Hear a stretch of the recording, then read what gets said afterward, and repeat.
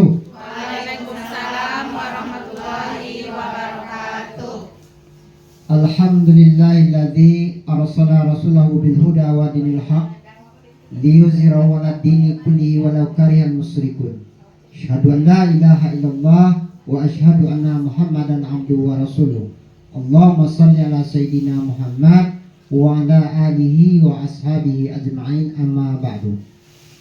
Terutama sekali, marilah kita senantiasa memanjatkan rasa puji syukur kita kehadirat Allah Subhanahu wa taala, yang mana Allah sudah memberi kita nikmat, baik nikmat kesehatan maupun nikmat kesempatan. Dengan dua nikmat tersebut kita sudah dapat bersama-sama di ruangan ini. Salawat dan salam tak lupa-lupanya kita hadiahkan buat junjungan kita, yakninya Nabi besar Muhammad sallallahu alaihi wasallam, dengan melapaskan doa Allahumma shalli ala sayyidina Muhammad. Mudah-mudahan di hari yaumil akhir nanti kita mendapatkan syafaat dari beliau. Amin ya rabbal alamin. Yang saya hormati Ibu Kepala Sekolah SDN 11 Kinali, yang saya hormati Bapak Ibu Majelis Guru serta karyawan dan karyawati SDN 11 Kinali, yang saya muliakan para CGP SDN 11 Kinali. Baiklah, saya tidak akan memperpanjang mukadimah. Saya akan membacakan susunan acara pada siang hari ini. Yang pertama, protokol yang sedang berlangsung. Yang kedua, menyanyikan lagu Indonesia Raya yang akan dipimpin oleh Ibu Ina Marlina. Kepada Ibu kita persilakan. Kepada hadirin jemaah berdiri.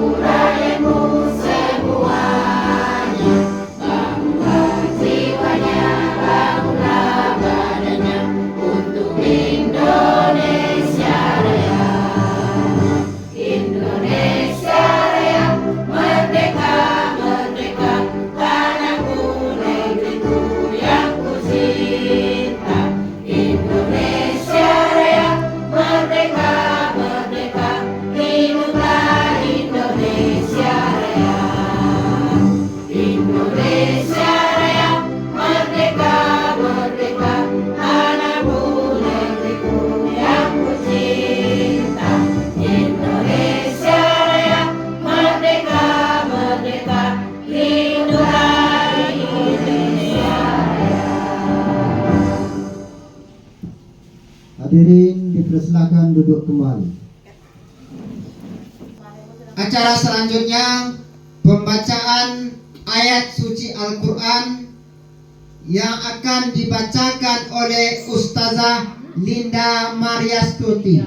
Kepada Ustazah kita persilakan.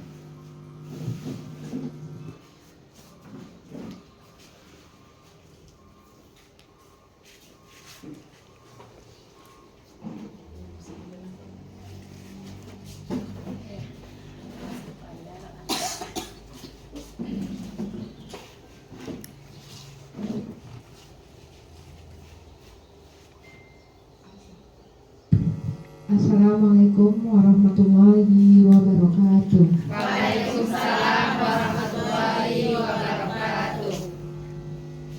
A'udzubillahi minasyaitonir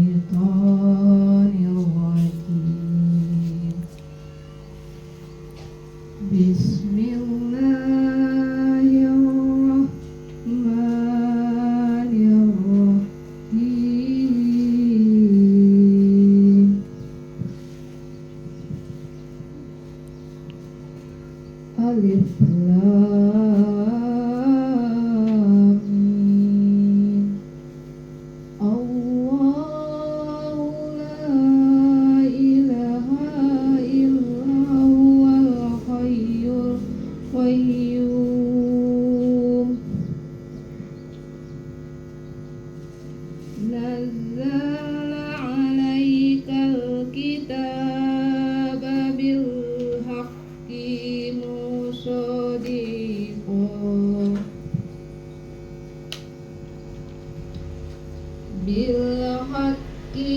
musaddiqan lima baina yadayhi wa anzala tawrata wal injil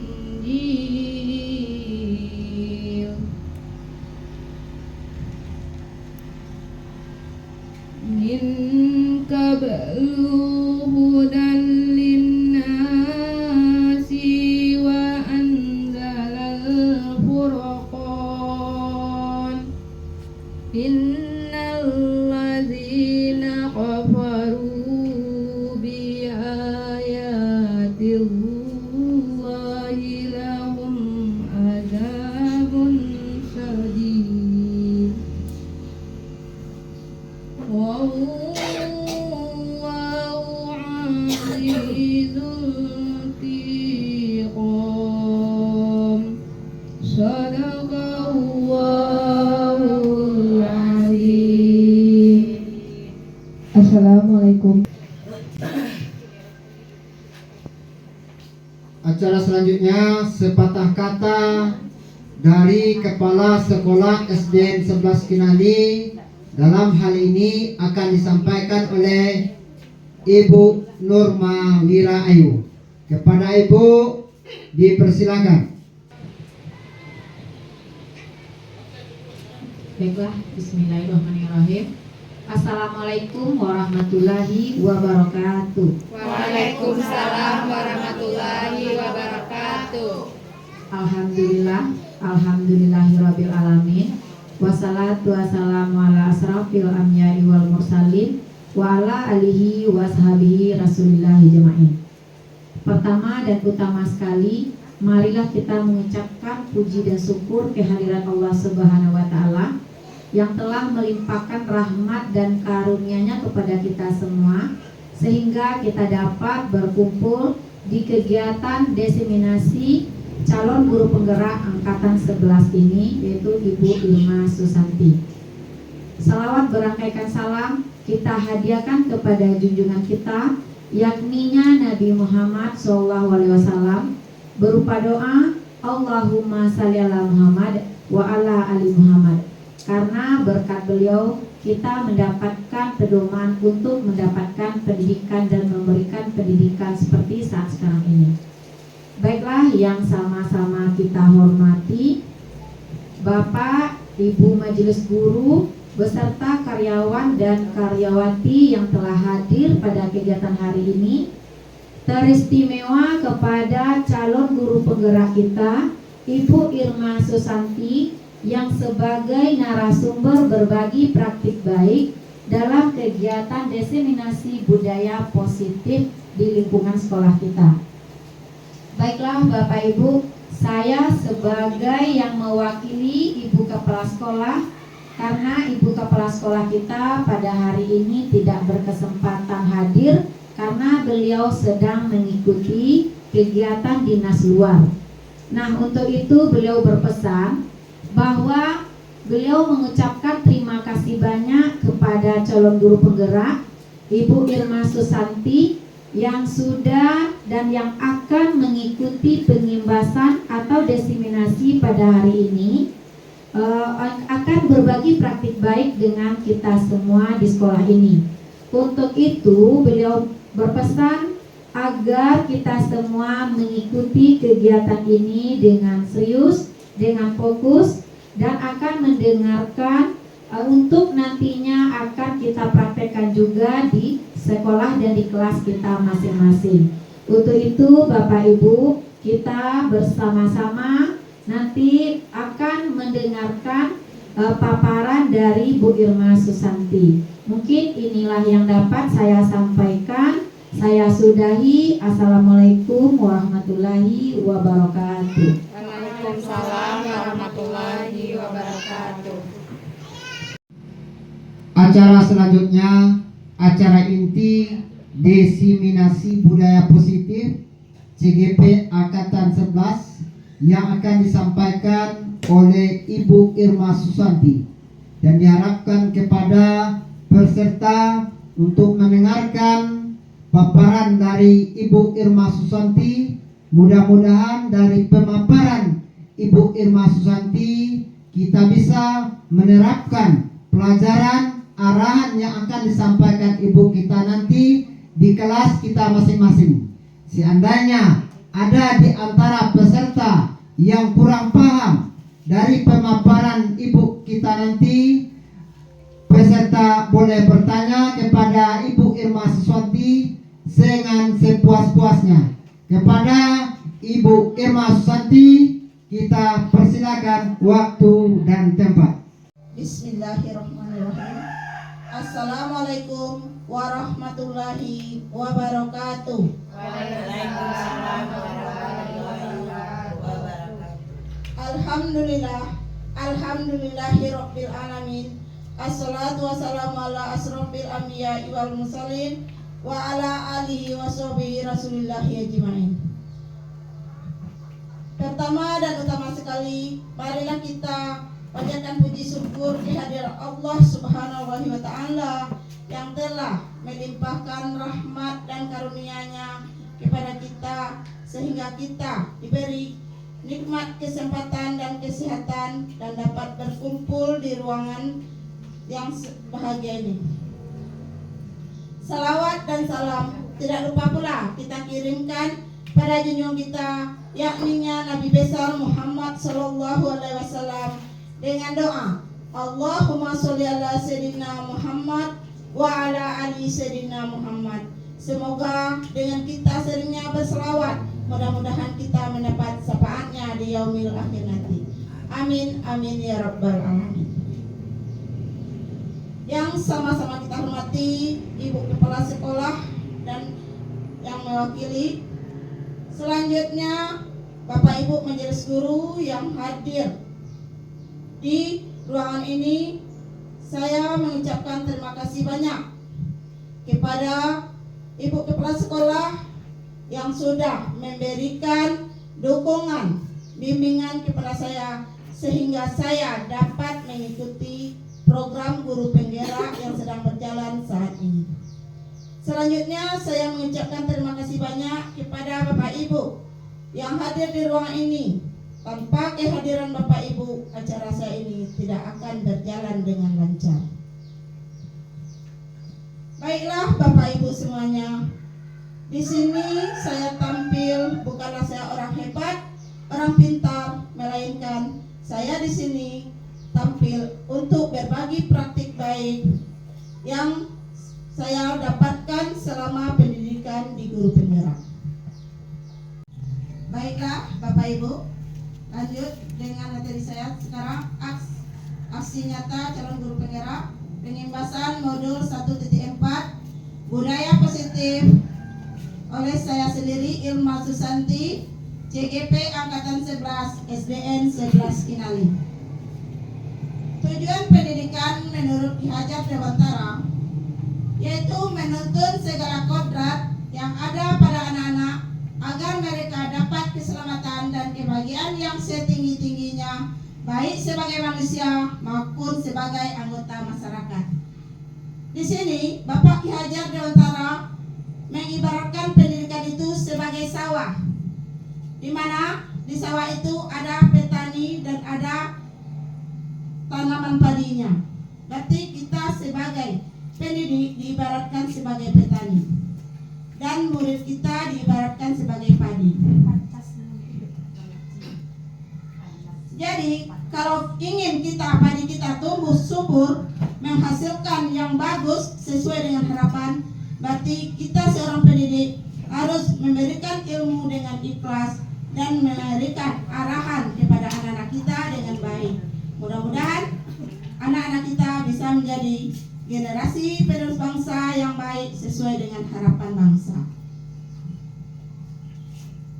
Isi materi pada hari ini, yang pertama perubahan paradigma belajar, yang kedua disiplin positif, yang ketiga motivasi perilaku manusia, yang keempat kebutuhan dasar, Yang kelima, posisi kontrol restitusi. Yang keenam, keyakinan kelas. Yang ketujuh, segitiga restitusi. Perubahan paradigma belajar. Stephen R. Covey, Prinsip Centered Leadership 1991 mengatakan bahwa bila kita ingin membuat kemajuan perlahan, sedikit demi sedikit, ubahlah sikap atau perilaku Anda. Namun, bila kita ingin memperbaiki cara-cara utama kita, maka kita perlu mengubah kerangka acuan kita. Ubahlah bagaimana Anda melihat dunia, bagaimana Anda berpikir tentang manusia. Ubahlah paradigma Anda, skema pemahaman dan penjelasan aspek-aspek tertentu tentang realitas. Perubahan paradigma, dasar pemikiran, stimulus respon, rangsangan dan tanggapan, dan teori kontrol. Stimulus respon. Yang pertama, realitas. Kebutuhan kita sama. Semua orang melihat hal yang sama. Kita mencoba mengubah orang agar berpandangan sama dengan kita. Perilaku buruk dilihat sebagai suatu kesalahan. Orang lain bisa mengontrol saya. Saya bisa mengontrol orang lain. Pemaksaan ada pada saat bujukan gagal. Model berpikir menang atau kalah. Kemudian teori kontrol. Realitas. Kebutuhan kita berbeda. Setiap orang memiliki gambaran berbeda. Kita berusaha memahami pandangan orang lain tentang dunia. Semua perilaku memiliki tujuan. Hanya Anda yang bisa mengontrol diri Anda.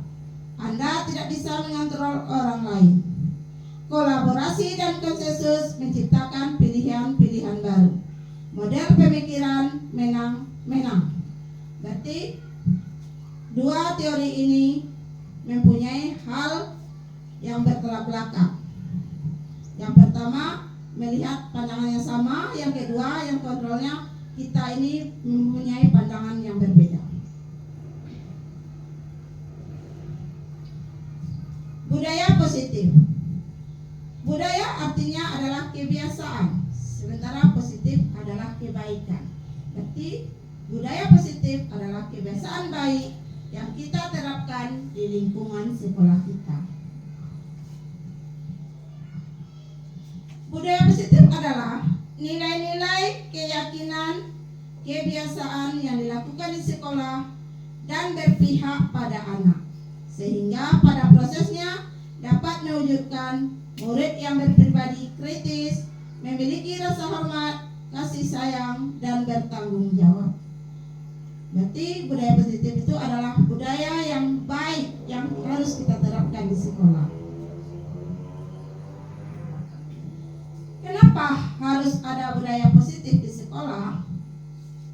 Latar belakangnya adalah untuk menciptakan suasana pembelajaran yang kondusif. Maka pendukungnya adalah suasana positif. Dengan adanya suasana positif, guru dan murid akan menemukan kondisi belajar yang menyenangkan tanpa ada beban.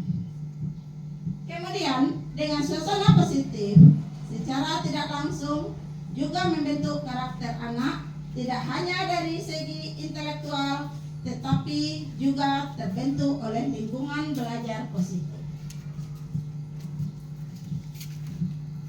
Di sini ada 3 buah pertanyaan premantif. Yang pertama, hukuman dapat mendisiplinkan anak. Apakah hukuman tersebut bisa mendisiplinkan anak? Tidak, Bu. Silakan Bu Dewi. Tidak, Bu. Tidak. Kenapa tidak? Karena hukuman itu dapat membuat anak dendam, Bu. Bagus. Hukuman itu tidak bisa mendisiplinkan anak, karena dengan hukuman itu anak itu bukan menjadi disiplin, tapi ada rasa takut atau ada rasa jengkel, tapi karena dia melaksanakan dengan terpaksa. Nah, yang kedua, pemberian hukuman dengan dengan hal positif seperti membaca atau membersihkan halaman sekolah dapat meningkatkan disiplin anak. Betul apa salah? Silakan Bu Ayu. Tidak betul juga sebenarnya Bu, karena kalau dapatnya kan hukuman itu harusnya berdasarkan terbitnya itu dari imperan anak gitu. Jadi kalaulah dari anak itu harus akan mereka akan sadar sendiri. Jadi kegiatan hukuman itu walaupun yang baik kita berikan juga tidak akan membuat disiplin, karena kita berharap disiplin itu kan datangnya dari anak itu sendiri. Mungkin itu pendapat saya Bu. Bagus. Ya, yang disiplin itu seharusnya kesadaran yang timbul pada anak. Itu yang sebetulnya yang bisa mendisiplin anak yang seutuhnya. Kalau sudah terpaksa berarti anak itu tidak bisa. Berarti kuncinya hukuman tidak bisa meningkatkan disiplin anak. Yang ketiga, memberikan penghargaan dapat meningkatkan motivasi belajar anak. Betul apa salah? Memberikan penghargaan dapat meningkatkan motivasi anak. Betul apa salah? Ada betul, Ada betul, ada salahnya ya. Karena sebagian anak ingin dia dapat penghargaan atau ingin dipuji. Sebagian anak dia biasa-biasa saja, tanpa ujian, tanpa penghargaan dia akan tetap bergiat. Baik. Disiplin positif. Sebagai pendidik, tujuan kita adalah menciptakan anak-anak yang memiliki disiplin diri sehingga mereka bisa berperilaku dengan mengacu pada nilai-nilai kebajikan universal dan memiliki motivasi intrinsik bukan ekstrinsik.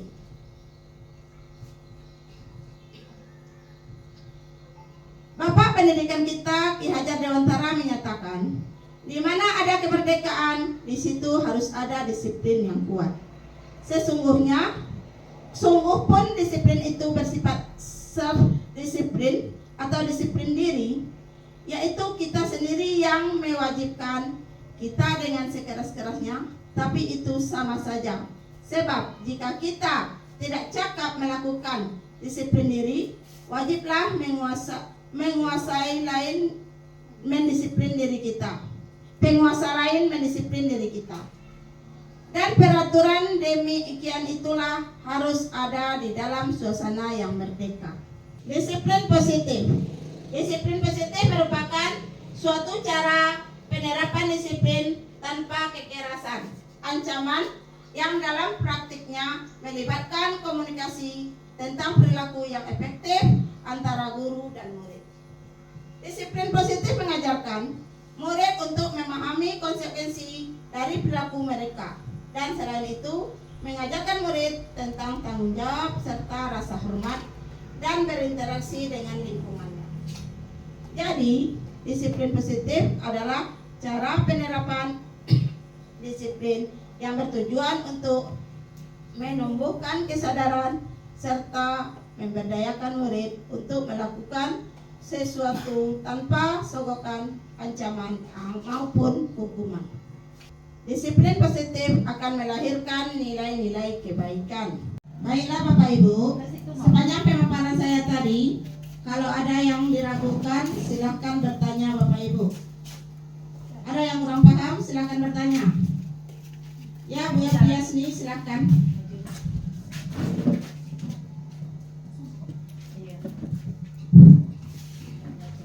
Terima kasih kepada Bu Irma yang telah memberi kesempatan kepada saya untuk bertanya. Tadi sepanjang yang saya dengar tentang disiplin positif, di sini sudah dijelaskan sebagai pendidik adanya tujuan yaitu menciptakan anak-anak yang memiliki disiplin diri, sehingga mereka bisa berperilaku dengan mengacu pada nilai-nilai kebajikan universal dan memiliki motivasi intrinsik dan bukan ekstrinsik. Yang saya tanyakan di sini bahwa di sini memiliki motivasi intrinsik, yaitu apa perbedaannya antara motivasi intrinsik dan bukan motivasi intrinsik? Tolong dijelaskan. Terima kasih. Terima kasih Bu Yasni. Baik Bapak Ibu, yang dimaksud di sini motivasi intrinsik itu adalah motivasi yang ditimbulkan dari diri anak. Anak sendiri yang kemauan anak sendiri, bukan ada paksaan atau suruhan dari kita. Sementara yang ekstrinsik itu kita yang mendorong, kita yang membangkitkan anak tersebut, mengingatkan anak tersebut, baru dia mengerjakan sesuatu. Mungkin itu Bu Elpiasni, Bapak Ibu yang lain. Kalau ada, masih ada, silakan. Silakan Bu Parika. Terima kasih Bu Irma. Assalamualaikum warahmatullahi wabarakatuh. Waalaikumsalam warahmatullahi wabarakatuh. Sepanjang dari pemaparan Bu Irma tadi tentang disiplin positif, di sini katanya disiplin positif itu mengacu pada nilai-nilai kebajikan universal.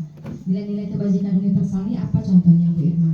Terima kasih. Assalamualaikum warahmatullahi wabarakatuh. Waalaikumsalam warahmatullahi wabarakatuh. Terima kasih Bu Parika, bagus sekali pertanyaannya. Baik, yang di sini contoh, salah satu contoh dari nilai-nilai universal. Yang pertama adalah jujur, disiplin positif. Anak itu kalau sudah jujur berarti dia sudah punya nilai universal. Jujur, disiplin positif, tanggung jawab. Itu salah satu contohnya. Berarti nilai-nilai kebaikan. Baik, Bapak Ibu, masih ada pertanyaan? Pak Khairul, silakan.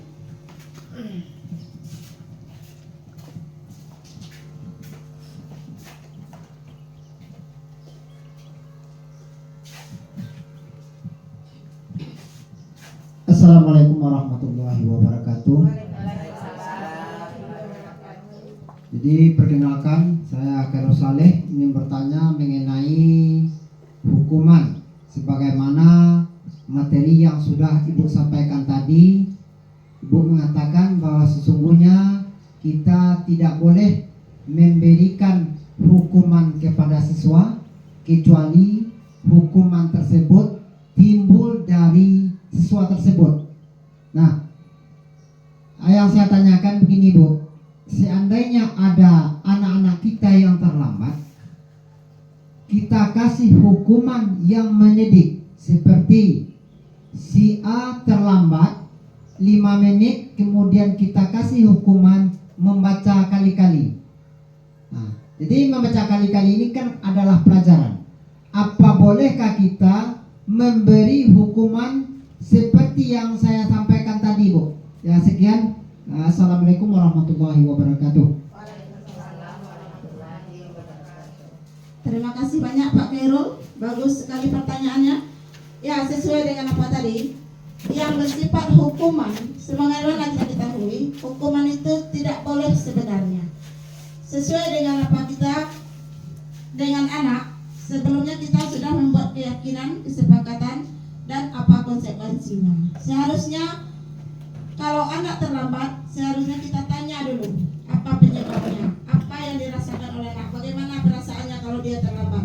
Berarti kita yang memandu anak tersebut dan kesalahan tersebut timbul dari anak.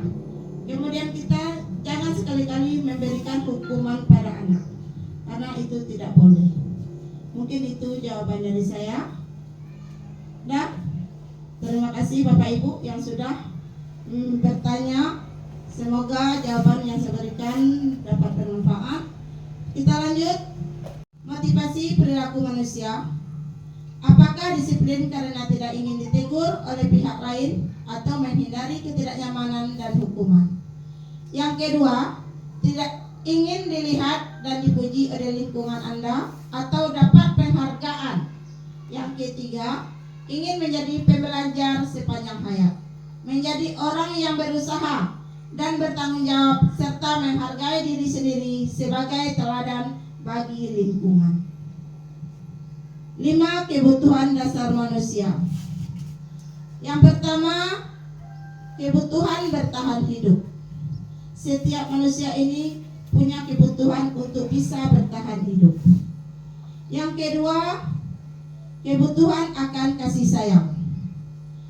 Setiap insan yang lahir ke dunia butuh kasih sayang. Berarti kita terlahir di dunia ini butuh kasih sayang dari siapapun, baik dari keluarga, masyarakat, dan dimanapun kita berada. Yang ketiga, penguasaan.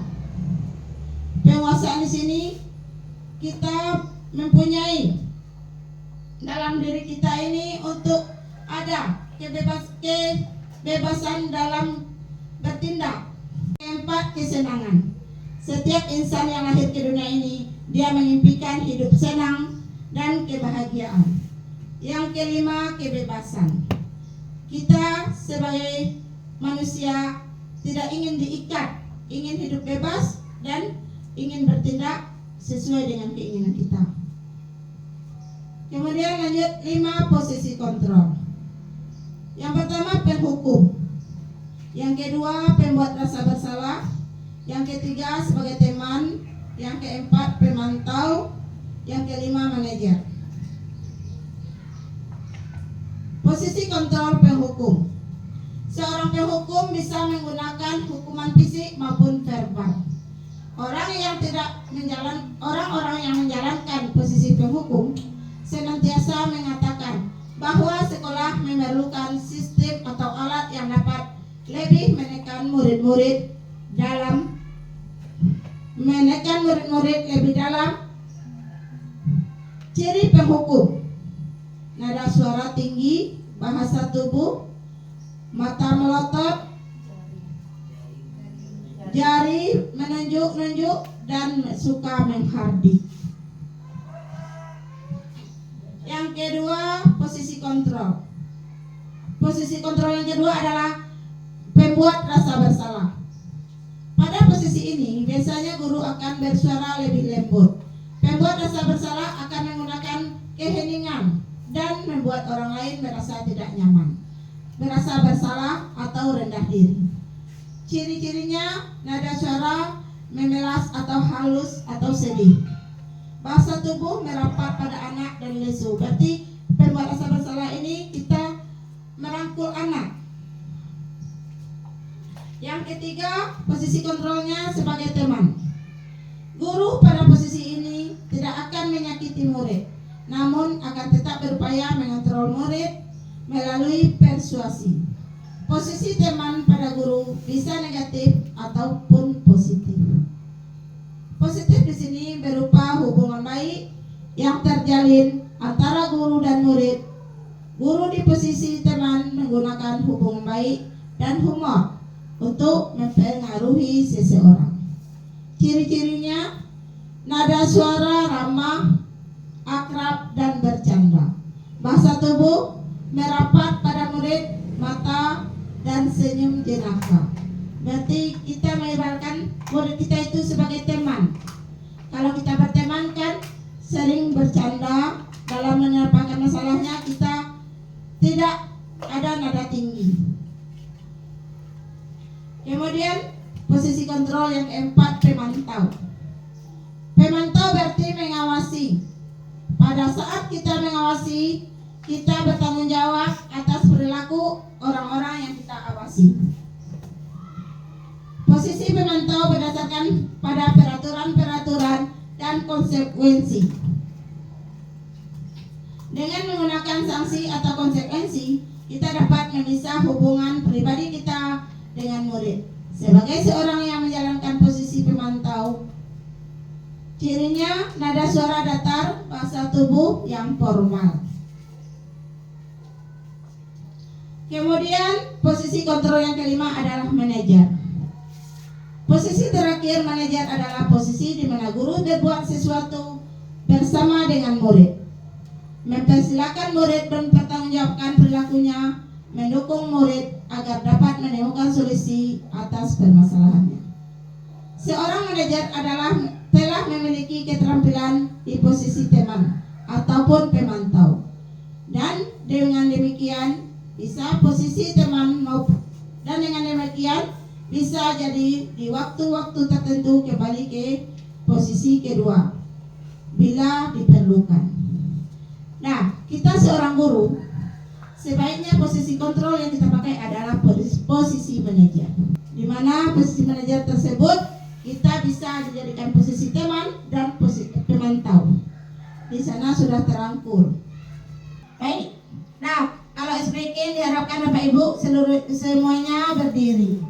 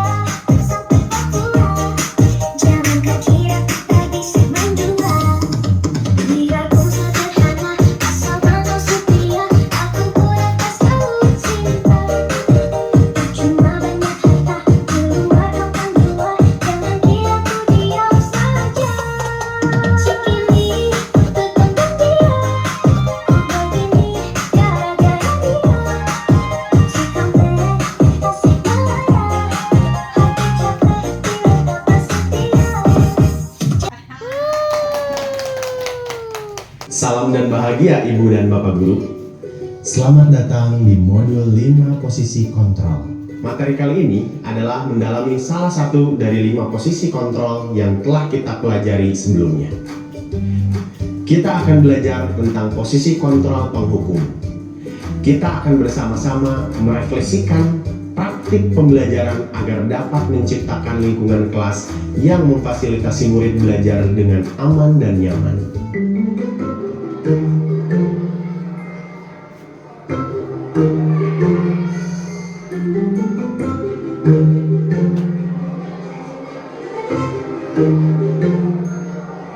Sudah saya katakan pada kamu, kalau tidak mau belajar, tidak usah ganggu teman yang lain.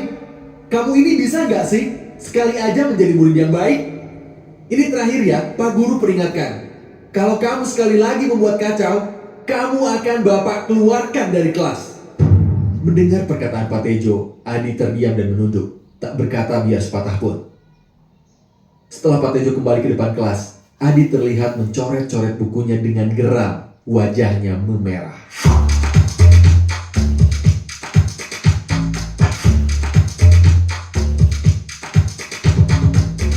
Ibu dan Bapak Guru, mari kita bedah cerita singkat Pak Tejo dan Adi tadi. Menurut Ibu dan Bapak Guru, Bagaimana perasaan Adi terhadap respon Pak Tejo? Apa yang Adi rasakan ketika dimarahi, dimaki, dan diancam di depan teman sekelasnya? Menurut Ibu dan Bapak Guru, mengapa Adi mencoret-coret buku atau meja setelah Pak Tejo kembali ke depan kelas? Apakah Adi akan terdorong merefleksikan pengembangan dirinya? Ibu dan Bapak Guru, cerita singkat itu menggambarkan salah satu dari 5 posisi kontrol guru menurut Dain Gosen, yakni penghukum. Penghukum tidak selalu menggunakan hukuman fisik, namun bisa juga dengan hukuman verbal.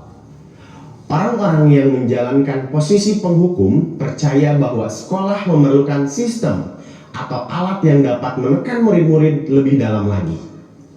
Dain Gosen menjelaskan, penghukum bahkan melihat pertanyaan-pertanyaan dari murid-murid sebagai penghinaan terhadap otoritas guru, bukan sebagai kesempatan berdiskusi.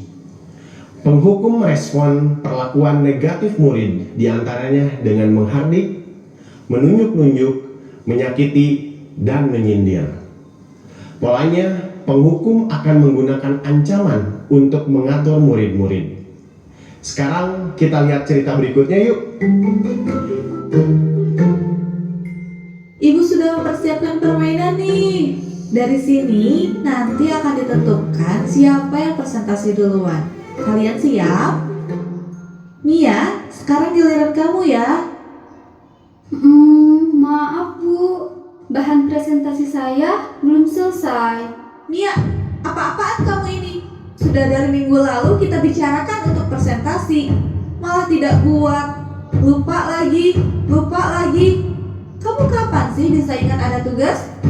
Sesudah semua temanmu presentasi, kamu ibu hukum menyanyi di depan semua temanmu ya. Besok kalau lupa lagi, ibu beri hukuman lebih berat. Awas. Ibu dan Bapak Guru, posisi penghukum sebagaimana diilustrasikan oleh peran Pak Tejo dan Bu Linda membuat murid merasa ingin memberontak dan menyalahkan diri sendiri. Murid kemungkinan akan merasa gagal, marah, dan menendam atau bersifat agresif. Pada cerita sebelumnya, respon Adi setelah dimarahi Pak Tejo adalah mencoret-coret buku dengan geram. Bisa jadi itu merupakan cara Adi meluapkan emosinya karena marah, sedih, sekaligus malu. Sementara respon diperlihatkan Mia adalah wajah datar. Namun, kita tidak bisa mengetahui apa yang sebenarnya Mia lakukan untuk menyalurkan emosi negatif setelah dimarahi dan harus menjalankan hukuman yang membuatnya merasa dipermalukan.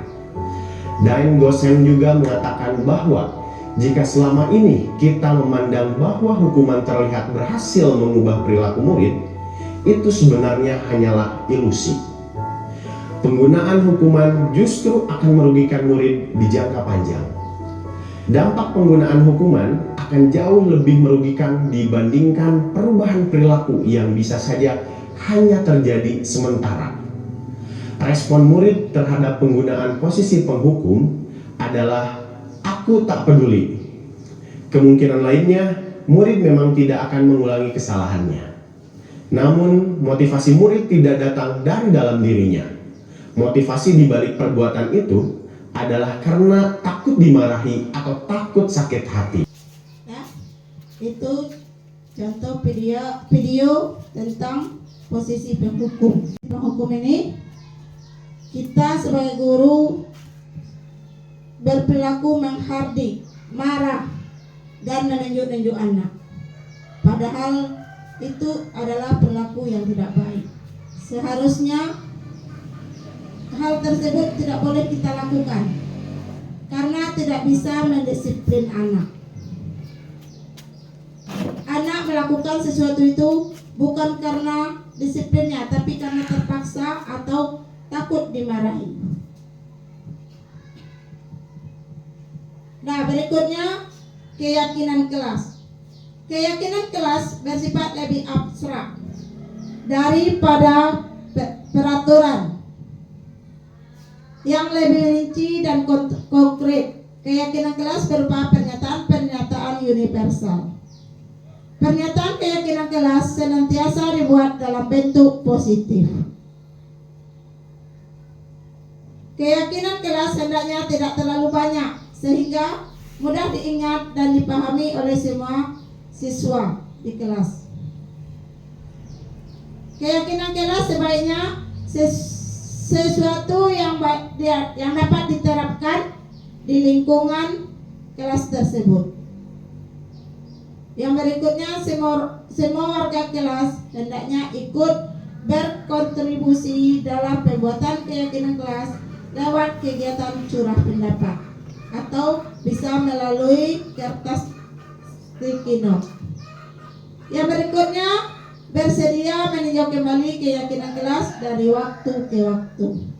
Berarti keyakinan kelas ini kita buat adalah untuk kebaikan kita semua warga kelas tersebut. Ini merupakan contoh keyakinan kelas saya di kelas 4A SDN 11 Kinali. Yang pertama, datang ke sekolah tepat waktu. Yang kedua, saling menghargai dan menghormati. Yang ketiga, melaksanakan piket kelas setelah pulang sekolah. Yang keempat, kelas yang bersih dan aman. Yang kelima, menjaga kebersihan lingkungan kelas, dinding, dan meja di kelas. Yang keenam, suasana kelas yang ceria. Yang ketujuh, membuang sampah pada tempatnya. Yang kedelapan, makan di luar kelas. Keyakinan kelas ini telah disepakati bersama semua siswa kelas 4A. Ini foto pembuatan keyakinan kelas.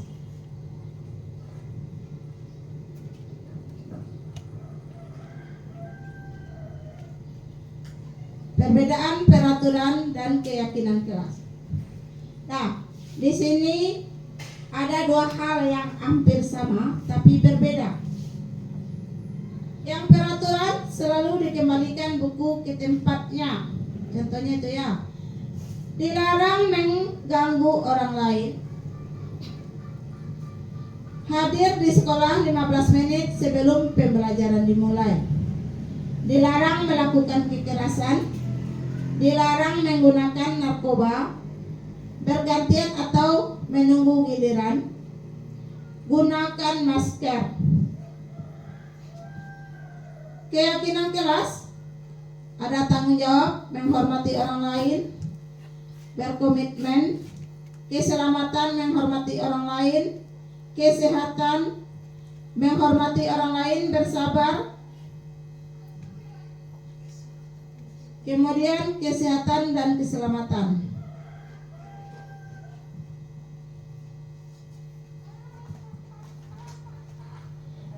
Perbedaan hukuman dengan konsekuensi.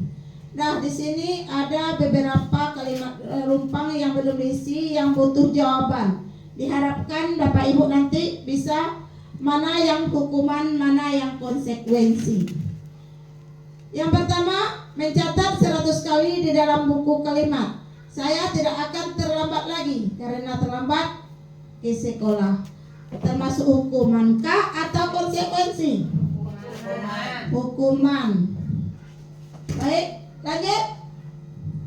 Lari mengelilingi lapangan basket 2 kali karena terlambat hadir ke sekolah. Hukuman. Lanjut. Murid diminta untuk push up 15 kali karena tidak menggunakan masker ke sekolah. Hukuman.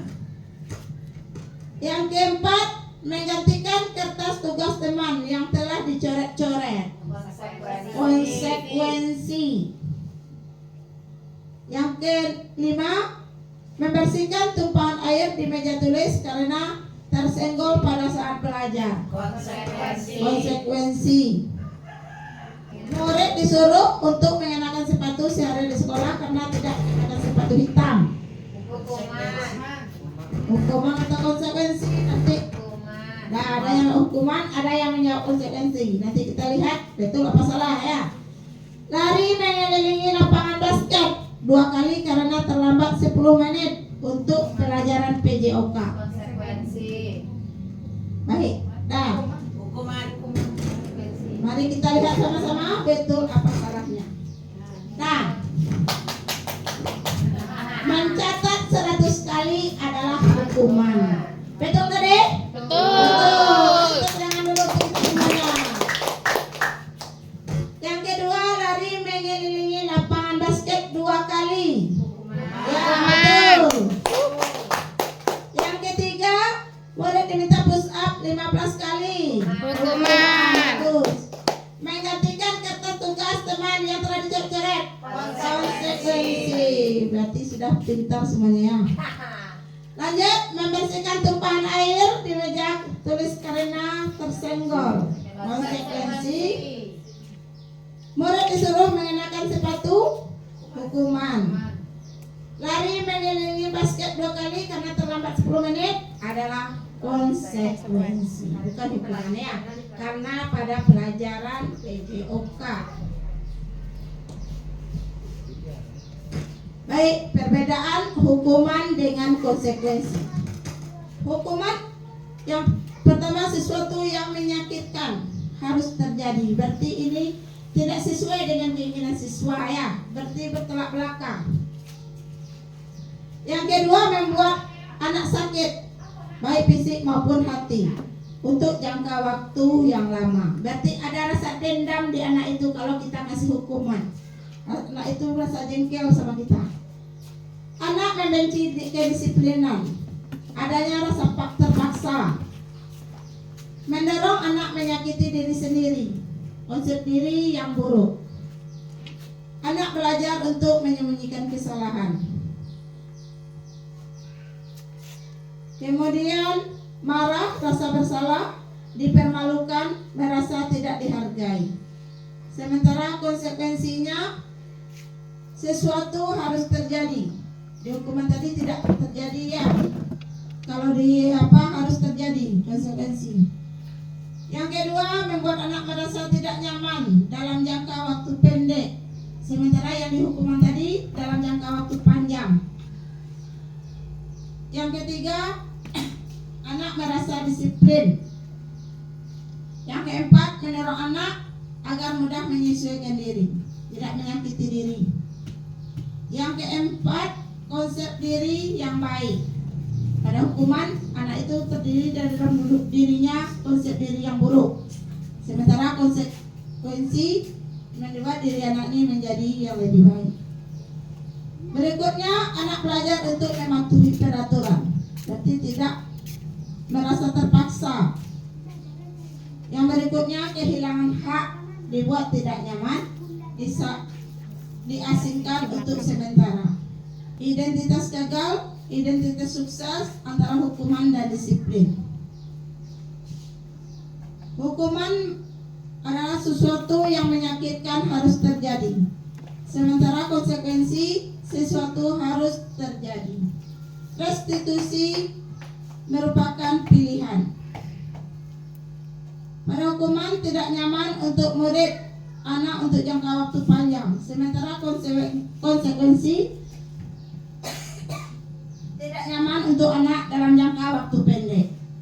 Dan restitusi menguatkan untuk murid atau anak dalam jangka waktu panjang. Berarti di restitusi ini membuat anak semakin kuat. Berikutnya, perilaku pasif agresif meningkat. Pada konsekuensi, penguatan hanya bertahan dalam jangka waktu pendek dan restitusi masalah sudah terpecahkan. Yang hukuman berikut, sistem tidak akan berjalan bila murid tidak takut. Konsekuensi memerlukan monitoring dan supervisi terus-menerus dari guru. Restitusi, murid belajar bertanggung jawab untuk perilakunya. Berikut yang hukuman berlaku hanya pada sebuah institusi, tidak berlanjut pada kehidupan nyata. Yang konsekuensi membantu menerapkan mengikuti peraturan dalam masyarakat. Yang restitusi fokus pada pemecahan masalah dalam jangka waktu panjang. Hukuman peraturannya adalah kamu harus, berarti ada rasa paksaan. Yang konsekuensi apa peraturannya? Mampukah kamu? Berarti ini ada kesepakatan di konsekuensi ini. Yang restitusi, apa yang kamu yakini? Apa yang bisa kamu lakukan untuk memperbaiki masalah ini? Berarti restitusi ini diminta dari anak. Nah, kalau hukuman berarti sesuatu itu yang dipaksakan dari guru untuk murid. Berarti murid ini merasa terpaksa.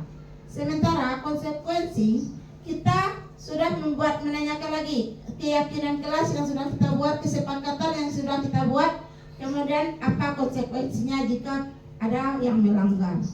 Sementara restitusi, pada restitusi ini kita sudah membawa anak untuk menyelesaikan masalah. Kemudian rasa bersalah itu timbul dari anak. Itu bedanya. 5. Posisi kontrol.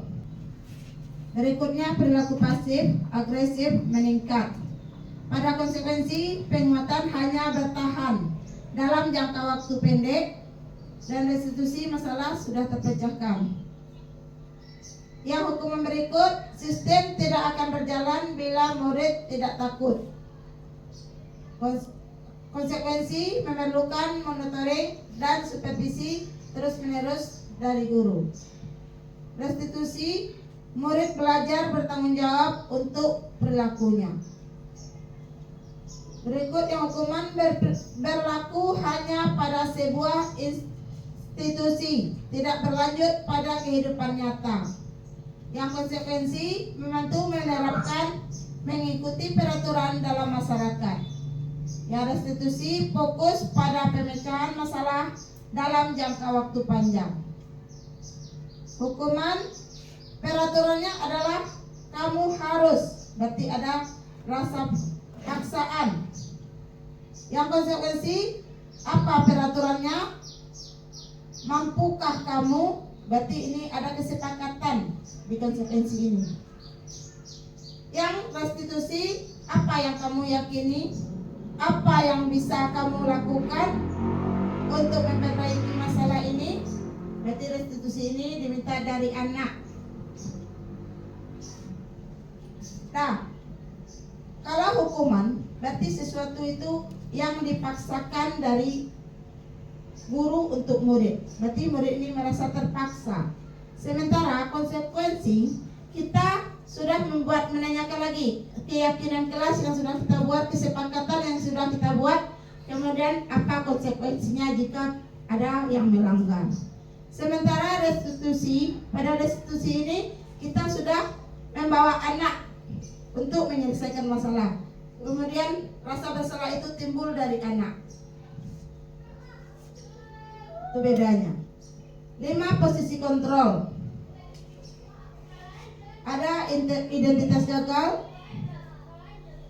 kemudian identitas keberhasilan sukses, identitas berhasil sukses atau kontrol diri.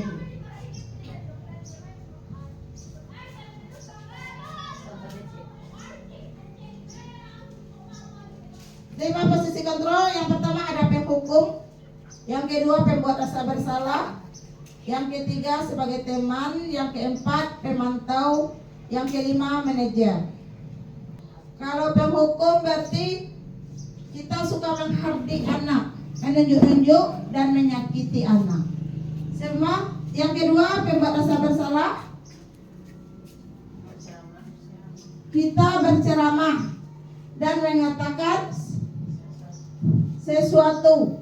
Ibu kecewa, kamu tidak boleh seperti itu.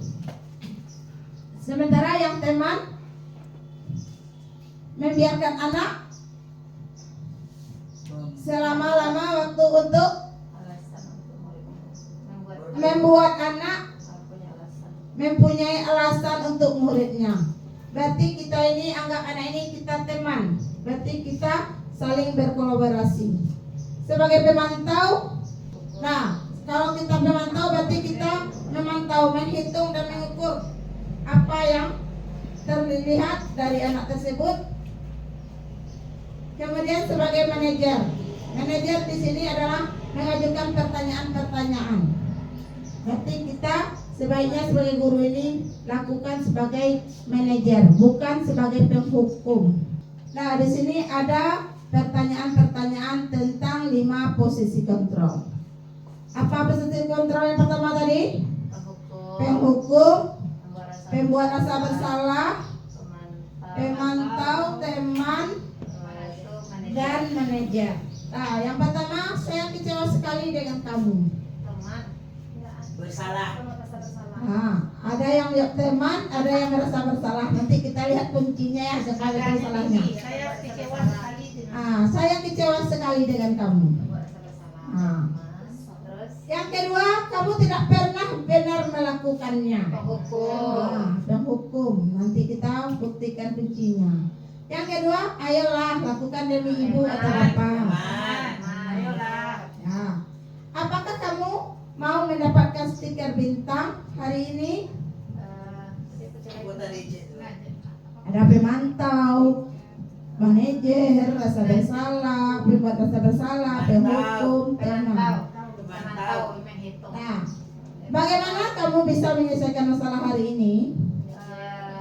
Manajer. Kamu selalu yang paling terakhir. Bersalah. Ayo, mari kita lihat benar atau salahnya. Baik, saya kecewa sekali dengan kamu adalah membuat rasa bersalah. Betul semuanya? Betul. Kamu tidak pernah benar melakukannya. Ayolah lakukan dari ibu atau bapak. Ini adalah teman ya. Berarti kita ajak, kita rangkul. Yang berikut, apakah kamu mau mendapatkan stiker bintang? Berarti memantau. Bagaimana kamu bisa menyelesaikan masalah ini? Yang manajer berikan pertanyaan-pertanyaan. Kamu selalu yang paling terakhir. Berarti kita selalu itu kata-kata yang memponis anak, penghukum ya. Ini sering kita lakukannya Bu ya. Iya. Baik, berikutnya adalah restitusi. Restitusi adalah proses menciptakan kondisi bagi murid untuk memperbaiki kesalahan mereka, sehingga mereka bisa kembali pada kelompok mereka dengan karakter yang lebih kuat. Restitusi juga merupakan proses kolaboratif yang mengajarkan murid untuk mencari solusi untuk masalah mereka dan membantu murid berpikir tentang orang seperti apa yang mereka inginkan menjadi tujuan mulia dan bagaimana mereka harus memperlakukan orang lain. Itu menurut Gosen tahun 2004. Ciri-ciri restitusi bukan untuk menebus kesalahan, namun untuk belajar dari kesalahan. Yang kedua, memperbaiki hubungan. Yang keempat, tawaran bukan pemaksaan. Yang keempat, restitusi menuntut untuk melihat ke dalam diri. Yang kelima, restitusi mencari kebutuhan dasar yang mendasari tindakan. Yang keenam, restitusi diri adalah cara yang paling baik. Yang ketujuh, restitusi fokus pada karakter bukan tindakan. Yang kedelapan, restitusi fokus pada solusi. Berarti memberikan solusi. Yang sembilan, restitusi mengembalikan murid yang berbuat salah pada kelompoknya. Nih, ada bagian segitiga restitusi. Pertama, menstabilkan identitas. Yang kedua, validasi tindakan yang salah. Setelah itu, baru kita menanyakan keyakinan.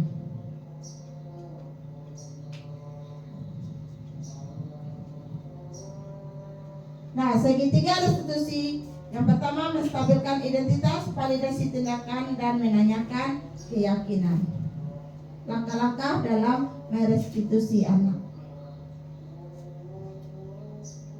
Tahap 1, menstabilkan identitas. Pada tahap ini, peserta didik diajak untuk tenang dan kembali ke suasana hati di mana proses belajar dan menyelesaikan masalah bisa kita lakukan.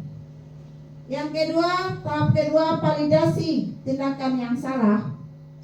Perbuatan yang salah pada peserta didik seringkali dilakukan untuk memenuhi beberapa kebutuhan pada manusia. Disinilah guru harus mampu memahami maksud perbuatan peserta didik tersebut. Yang ketiga, tahap menanyakan keyakinan.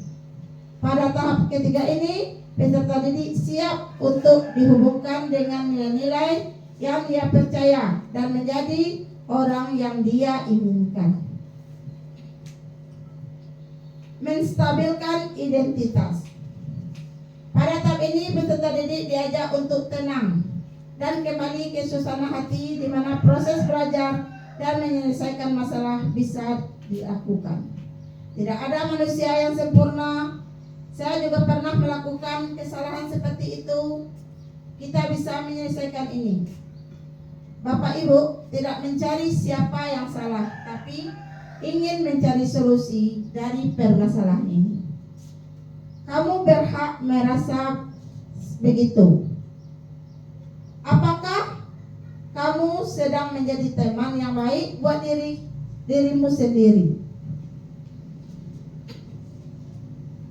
Validasi tindakan yang salah. Perbuatan yang salah pada peserta didik seringkali dilakukan untuk memenuhi beberapa kebutuhan pada manusia. Disinilah guru harus mampu memahami maksud perbuatan peserta didik tersebut. Kamu pasti punya alasan mengapa kamu melakukan hal itu. Kamu patut bangga pada dirimu sendiri, karena kamu telah melindungi sesuatu yang penting buatmu. Kamu boleh mempertahankan sikap itu, tapi kamu harus menambahkan sikap yang baru. Itu adalah validasi tindakan. Dan setelah kita validasi tindakan tersebut, kita tanyakan lagi keyakinan apa yang sudah kita sepakati. Peserta didik siap untuk dihubungkan dengan nilai-nilai yang dia percaya dan menjadi orang yang dia inginkan. Apa yang kita percaya sebagai kelas atau keluarga, berarti apa yang telah kita sepakati di kelas tersebut. Yang kedua, apa nilai-nilai umum yang kita telah sepakati.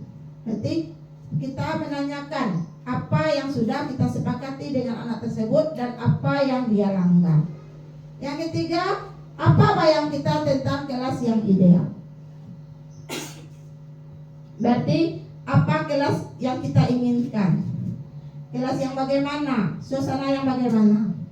Yang keempat, kamu mau jadi orang yang seperti apa? Berarti kita tanyakan sama anak itu, dia mau seperti apa? Mau berbuat apa? Dan inginnya bagaimana? Nah, di sini ada video. Mari kita tonton videonya bersama tentang restitusi. Selamat datang kembali di modul hukuman versus konsekuensi versus restitusi. Ibu dan Bapak guru sekalian, setelah kita sudah belajar konsep hukuman dan konsekuensi, maka kali ini kita akan belajar mengenai restitusi. Diharapkan dengan materi ini kita dapat lebih mengerti perbedaan antara hukuman, konsekuensi, dan restitusi.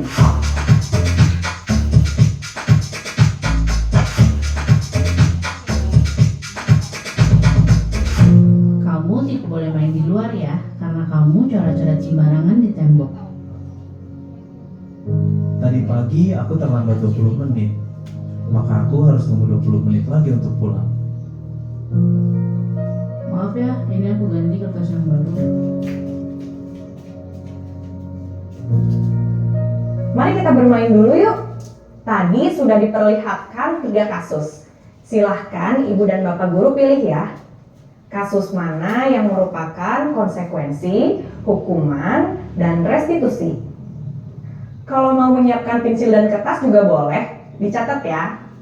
Bagaimana Ibu dan Bapak guru? Apakah sudah ditentukan? Jawabannya disimpan dulu ya. Untuk lebih jelasnya, mari kita analisis kasus A, B, dan C berikut ini. Kasus A adalah murid TK mencoret-coret tembok. Jika alasannya karena iseng dan bosan, maka dia mencari kebebasan. Jika jawabannya adalah karena dia senang melakukannya, maka itu adalah kesenangan yang berusaha dipenuhi. Kasus B adalah murid SMP yang datang terlambat 20 menit. Jika alasannya adalah karena ia harus membantu ibunya, maka ia sedang memenuhi kebutuhan hidup. Jika ia mengatakan bahwa ia kesiangan, ibunya tidak membangunkannya, maka ia mungkin sedang berupaya memenuhi cinta dan kasih sayang. Ia ingin diperhatikan oleh gurunya atau ibunya, karena gurunya pasti akan melaporkan hal tersebut pada orang tuanya. Kasus C adalah murid SD yang merobek kertas temannya. Jika alasan sang murid adalah karena kesal pada temannya dan ingin temannya menuruti keinginannya, maka ia sedang memenuhi kebutuhan penguasaan. Dengan mengerti dan membuka diri atas beragamnya kebutuhan dasar manusia, maka kita bisa memberikan ruang kepercayaan dan empati pada setiap kesalahan murid. Ketika kita bisa mengerti kebutuhan apa yang sedang ia ingin penuhi, reaksi kita akan menjadi lebih tenang, tidak menghakimi. Kita bisa berkomunikasi dengan lebih baik kepada murid. Disinilah proses restitusi bisa kita mulai. Dengan memahami kebutuhan dasar manusia, kita menjadi lebih sadar bahwa murid kita sebenarnya adalah manusia, sama seperti kita. Mereka juga bisa salah. Tugas kita adalah membimbing mereka untuk belajar memperbaiki kesalahannya. Baik, dari pemaparan video tadi kita bisa belajar mana yang hukuman, mana yang konsekuensi, dan mana restitusi. Dari pemaparan tadi, di mana hukuman dan konsekuensi itu hal yang belum baik diterapkan untuk anak. Karena perbaikan dari dua hal tersebut tidak bisa mengubah diri anak ke arah yang lebih baik. Seharusnya yang kita terapkan adalah kita menerapkan restitusi. Karena dari restitusi, kalau anak sudah menyadari kesalahan dan tahu apa tindakan selanjutnya untuk perbaikan, itu sudah bagus. Nah, ini salah satu contoh yang pernah saya laksanakan segitiga restitusi di sekolah pada murid saya kelas 4A. Berikut videonya. Assalamualaikum, Bu. Waalaikumsalam. Bagaimana kabarnya hari ini, Azwa? Sehat, Bu. Sudah makan, Azwa? Sudah, Bu. Baik. Sekarang tahu Azwa apa tujuan Ibu memanggil Azwa ke sini? Tidak, Bu. Tadi Ibu dapat laporan dari teman Azwa bertengkar dengan Latifah, betul? Iya, Bu. Habis kesal sih. Kenapa kesal? Latifah terus-menerus mencontek hasil pekerjaan saya. Bukan hanya PS, tapi semua tugas dicontek. Oh begitu. Wajarlah Azwa kesal. Kalau Ibu ada di posisi Azwa, pasti Ibu akan melakukan hal yang sama. Jadi apa yang Azwa lakukan terhadap Latifah? Saya marah-marah, Bu. Saya maki-maki Latifah tanpa sadar saya menyabrak mejanya, Bu. Jadi berarti Azwa tidak rela pekerjaan Azwa dicontek sama Latifah. Betul? Iya, Bu. Iya lah, Mbak. Masa saya biarkan saja, saya sudah capek-capek membuatnya. Latifah terus-menerus mencontek, tidak mau belajar sendiri. Jadi tindakan Azwa Ibu hargai. Nah sekarang Azwa sadarlah apa keyakinan jelas yang sudah kita buat. Apakah Azwa telah mengambil keyakinan jelas yang sudah kita sepakati? Belum. Apakah sudah melanggar kesepakatan jelas yang hal yang Azwa lakukan itu? Sudah. Tidak, keyakinan jelas yang mana yang Azwa langgar? Menghormati antar teman. Jadi menghormati antar teman itu menurut Azwa penting atau tidak? Penting. Kalau penting, apa tindakan yang seharusnya Azwa lakukan? Terus sabar. Kalau sudah sabar, berarti tidak akan mengulangi hal yang sama. Apakah bisa Azwa akan menahan diri dan tidak akan melakukan hal yang sama? Bisa Azwa? Sekarang, Ibu berharap pada Azwa tidak akan mengulangi hal yang sama dan selalu berbuat sama. Bisa?